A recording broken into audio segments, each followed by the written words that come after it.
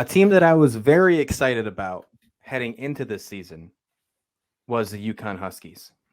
And I think this is probably one of the biggest storylines that if you don't really follow college basketball on the women's side, you still probably know the story about Paige Becker's torn ACL out for the season, arguably one of the best players in all of college basketball. I don't even think that's an argument. I mean, she is one of the best players in college basketball. She's already said that she's coming back next season, which is great for UConn. Huge victory there, but not a huge victory for how they're going to compete this season. A lot of faith has to be sitting on FUD. I mean, that is really where it has to go. That backcourt combo between FUD and Beckers, how amazing that would have been, we're just never going to know, unfortunately, with her being out. That front court with Edwards as well, and we have a couple graduate transfers coming in. Can UConn get back? There is a expectation for UConn basketball on the women's side since the early 2000s. I mean, you could probably go even farther than that, but UConn women's basketball has an expectation.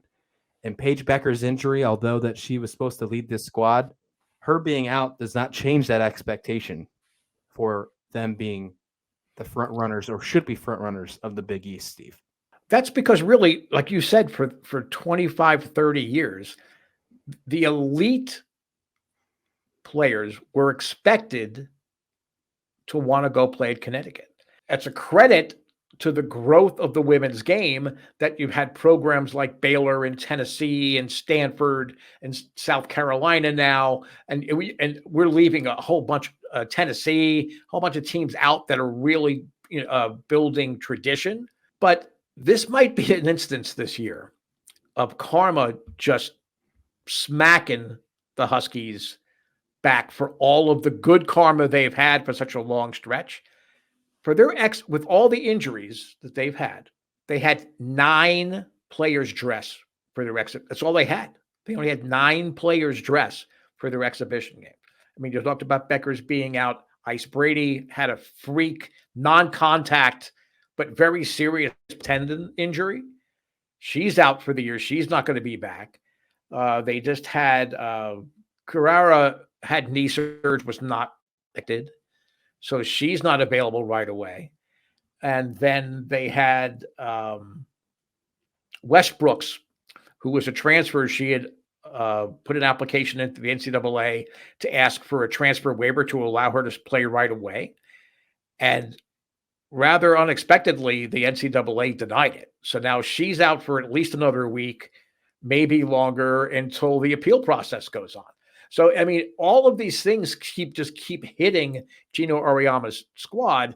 And Gino Auriemma, again, the players that are there are still very, very good. But you can't go into a college basketball season with 9 players that you can count on a regular basis. I mean, that's not even saying 9 players rotate in. All they have is 9 players right now. I'm sure that there are some people that could play as walk-ons that are there on campus that perhaps wouldn't have gotten the chance to walk on, but now they may be given a chance because of all the injuries and because of the issues with the transfer waiver. You can never count out UConn. So at this stage, are they a top 10 team?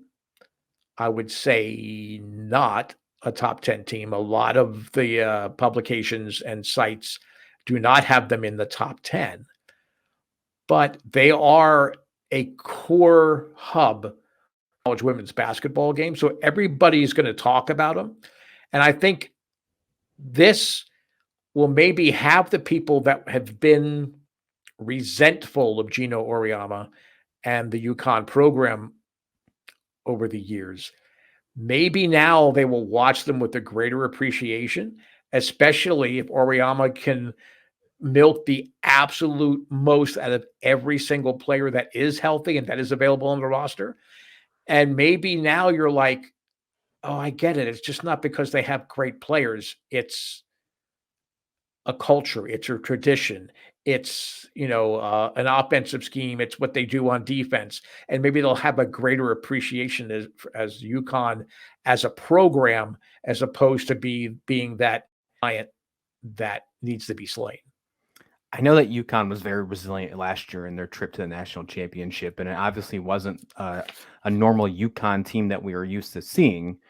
But when's the last time we've seen Gino have to overcome something so intense as this team? It's been a very long time, if ever. Every program has serious injuries, and every program has illnesses or some kind of setbacks or whatever it is, but not like this. UConn was already, I hate to even use the word reeling because that's just not really fair, but they have lost out on a lot of top recruits lately. Mm-hmm.